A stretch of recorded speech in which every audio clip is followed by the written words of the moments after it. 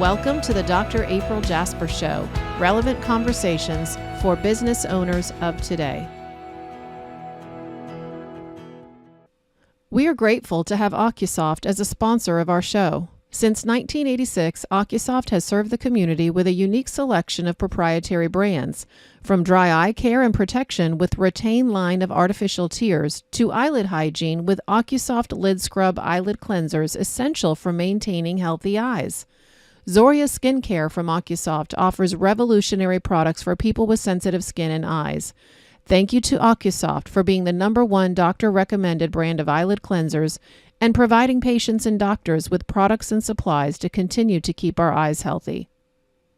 Welcome, everyone. It's Dr. April Jasper here with Professor Riona Mulcahy. Did I say it right? You did, April. I love it. Well done. Well, before anything else happens, I just have to say thank you. But then here's the deal. She's here with me because she had some amazing information to give us this week at Bond, but she also has an announcement. What's your announcement about this week, Riona? Oh, well, a little unrelated, but my son, George Lyons, has just released his first single on Spotify called Lola. So as I was speaking to April, I said, well, now, April, if you could also talk about my son's song, somewhat unrelated to the overall topic. But that's the thing. It's all about family. Don't you agree? Oh, completely. So important. That's so why important. we do this. We do this. You do the research and I see the patients so that we can bring information to them so we can make their lives better. That's it. And George will do the music in the background. Yes. Thank you, George. We have the whole picture. So before we get started, there are a lot of our listeners that heard and saw you, let's see, almost 3 years ago now, I think, at Bond in Cambridge.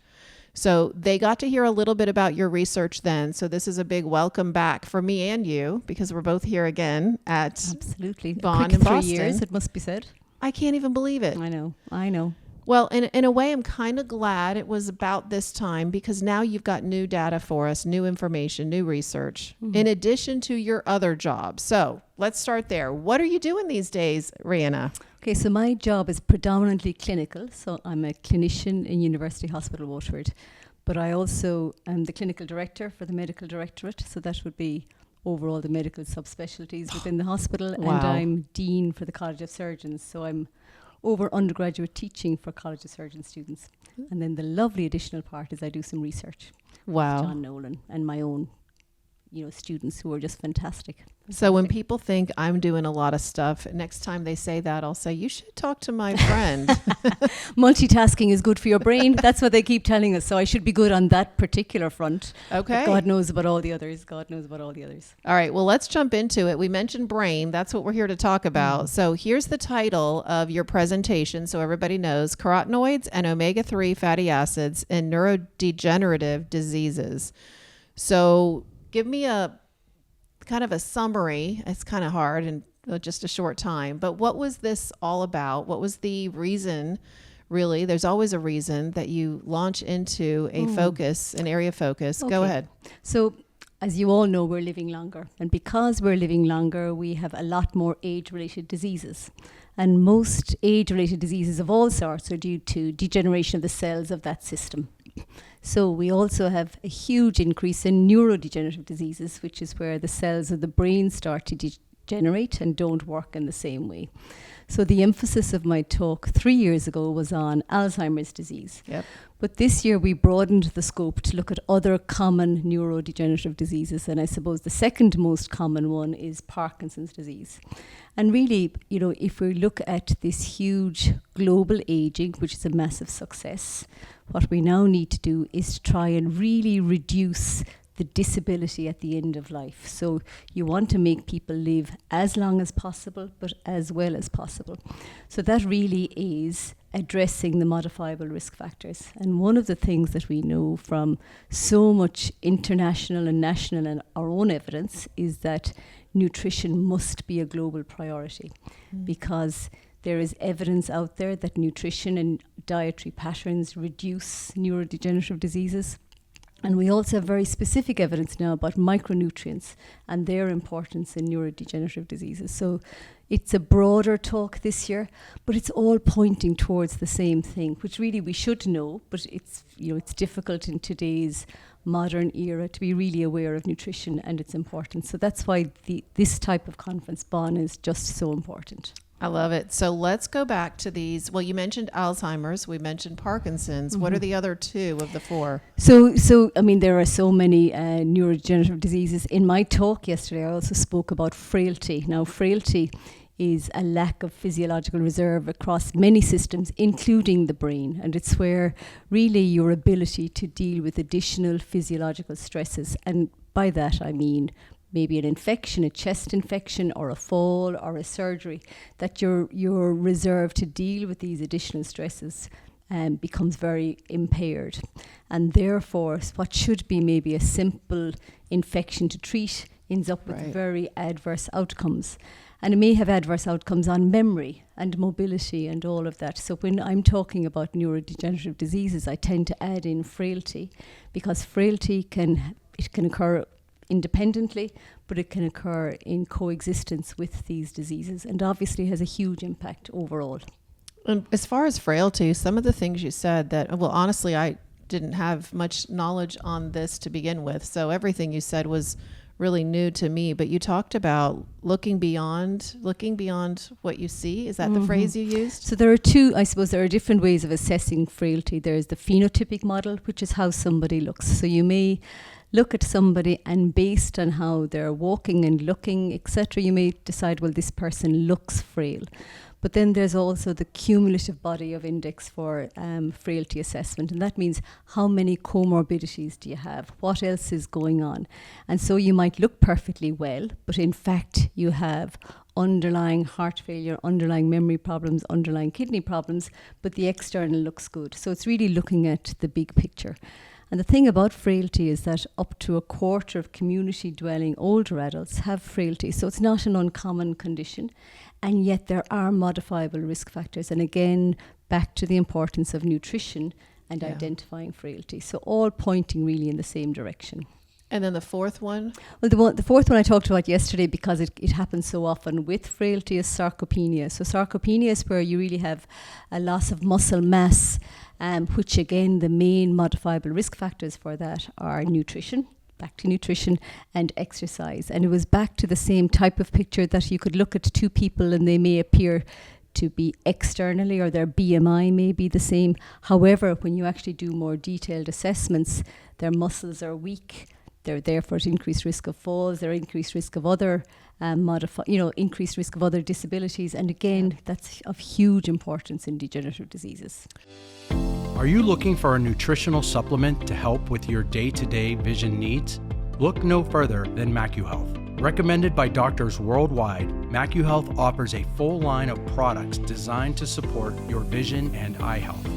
Available through eye care professionals on Amazon.com and directly on our website at MacuHealth.com. And here's the best part. Use the code OME24 when ordering direct from MacuHealth for special discounts. MacuHealth, nutrition you can see.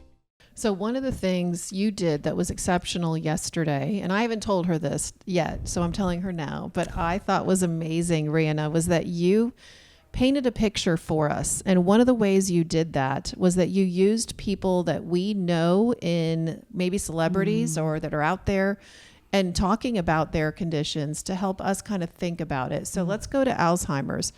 Remind us again, what is Alzheimer's? How common is it? And who is someone that we can think of that would remind us of it? Maybe a movie that's out, something like that. Oh, absolutely. So Alzheimer's is a progressive neurodegenerative condition, and it's characterized, there are pathological changes in the brain, but what does it actually mean for the person? They have difficulties with their mood, behavior, activities of daily living. And we often describe what's called the 4 A's, where they can have difficulty saying what they want to say, they can have difficulty with their memory, they can have difficulty with their coordination and managing normal everyday activities, and then difficulties recognizing people. And I often do ask people to just stop and think for a minute, how would you feel if all of these tasks, which are really automatic for you, become difficult? So getting dressed, doing your grocery shopping, recognizing your loved ones, remembering what you did yesterday. And an uncertainty really sort of comes into everything that you do, which is really challenging, because you will also have moments of huge insight when you know actually what happened? I've Right. forgotten this. And Right. there are just beautiful movies out there. The one I talked about yesterday is The Father, with Anthony Hopkins and Olivia Colman. And you just look at this man who, in his acting of the person with Alzheimer's disease, he invokes such emotion because he takes you through the transition of mild to moderate to severe Alzheimer's disease. And that whole, I think what he got across so well, and he actually said it in the movie, I am an intelligent man. So the big thing about Alzheimer's disease is it's not a loss of intelligence. Your intelligence is just the same, but it's a loss of memory. But the other thing that movie really beautifully displays is the impact on loved ones. So his daughter, played by Olivia Colman, again goes through all of those emotions, from absolute love being the central one, to frustration, to anger, to what's going on here. And, for people who are out there, I think you can feel very isolated. If you have a condition like this, you just think, is this me? And am I being difficult? And am I whatever?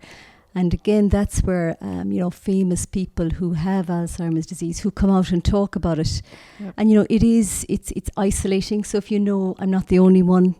Bruce Willis and his family have been wonderful, really, at coming out and talking about the challenges of his type of dementia, which is frontotemporal dementia. So he has prominent word-finding difficulties. And then Robin Williams, who had Lewy body dementia. But it's important that we understand, you're not alone out there. This is not your fault. This is not a loss of intelligence. And what can we do about it? So to increase the understanding is so important. And there was a second part to your question, which I've now forgotten. It's okay. That was amazing. And I think this is so important, because whether you are 20 years old right now, or you're 55 years old, or you're 65, you either know someone who's right now going through this. How common is Alzheimer's, dementia? What is the prevalence, honestly? So the prevalence, for a start, it's increasing exponentially. We have a new case of dementia diagnosed every 3 seconds. We have the number of people with the condition is doubling every 20 years. Wow. And that's, we're living longer. But because we're living longer, these conditions that weren't maybe as much of a common occurrence a number of years ago are now very, very common. So we have this increasing problem with neurodegeneration, and therefore globally we have to look at the bigger picture. How can we delay onset? How can we reduce the symptoms? How can we inform our younger people and that out there about things that they can now do? But I did, and just to emphasize, I did talk about the emphasis to date has been on pharmacological or drug whatever, and that is very important. If I have a condition, I'd like to know that if there was something out there, that's great. But the emphasis mustn't be just drugs. It must be, okay, let's get the message out there about nutrition. Let's get the message out there about the type of nutrition, the type of things that you can do to maybe prevent it altogether and not go there, or maybe to actually just delay the onset of symptoms. Absolutely. So we're going to talk about treatment in a moment. And the really amazing thing that I, again, brought from your research is that Alzheimer's, and then we're talking about Parkinson's, the things you need to do for one are the same things you need to do for the other as far as nutrition. So Parkinson's, talk to us about that. So Parkinson's disease is now the second most common neurodegenerative disease. And it's also progressive, and it's characterized a little bit differently. So it's really due to a degeneration of the dopaminergic neurons in the brain. And you have a reduction of a movement chemical called dopamine.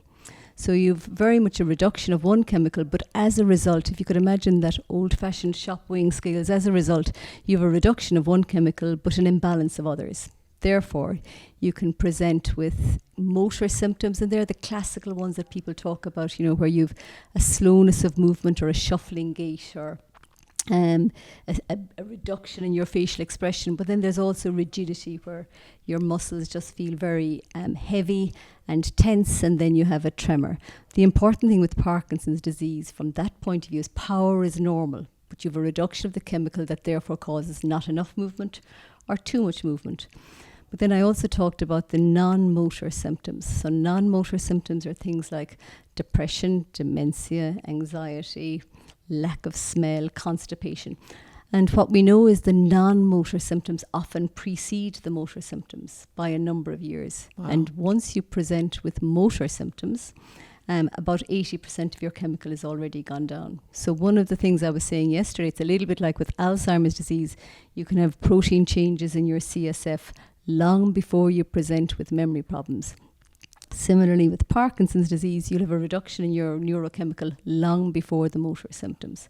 So it's coming back to bringing the whole thinking back to primary prevention. You know, what can we do to reduce the risk of getting things? And I talked again about somebody famous, Chris Hemsworth, who was he's really been an amazing advocate for primary prevention. So he's talking about he found that he was homozygous for ApoE4, which significantly increases the risk of Alzheimer's disease from a genetic point of view. But he's addressing all of those dietary factors, lifestyle modifications, nutrition, and highlighting that, look, you know, don't just do nothing. Actually really address the modifiable risk factors.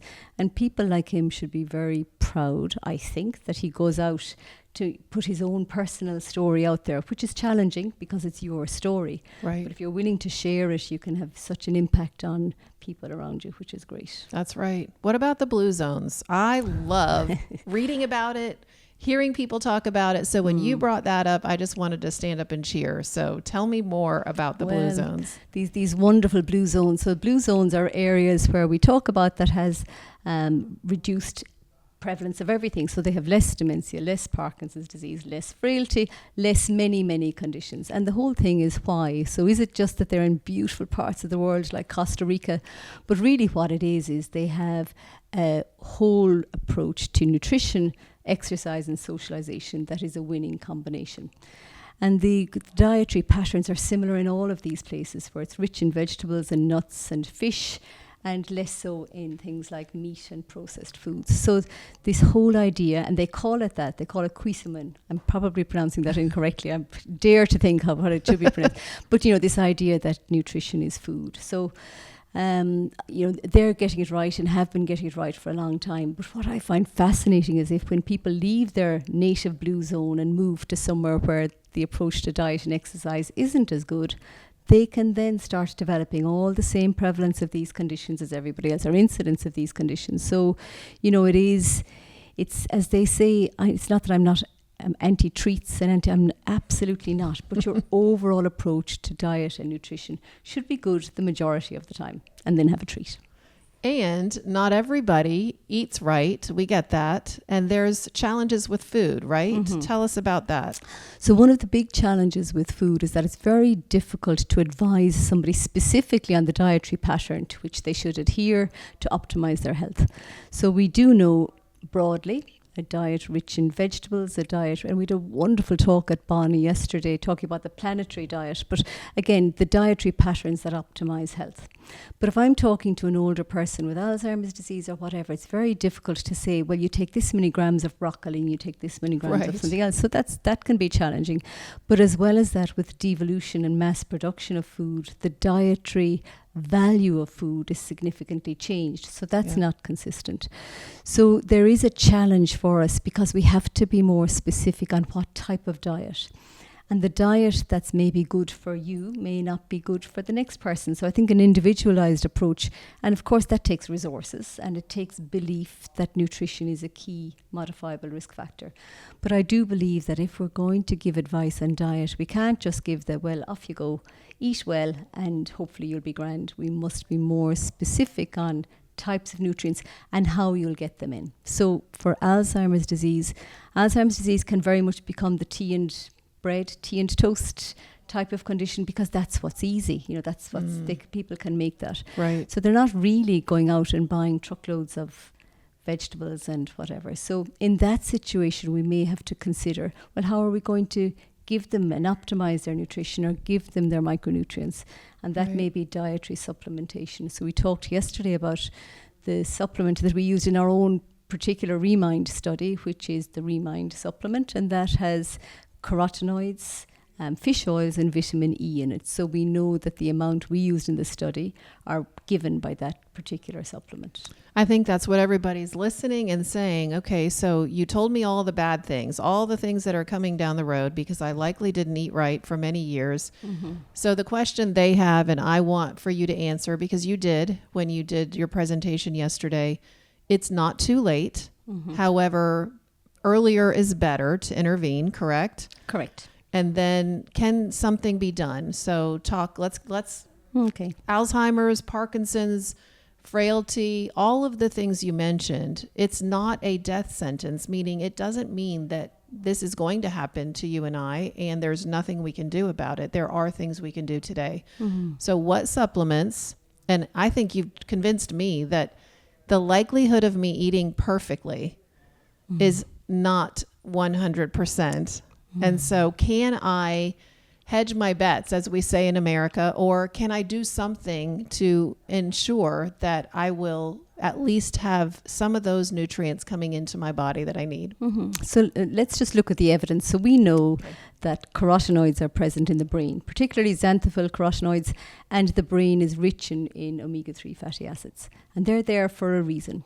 We also know in so much of our work now that carotenoids are low in conditions like Alzheimer's disease and frailty.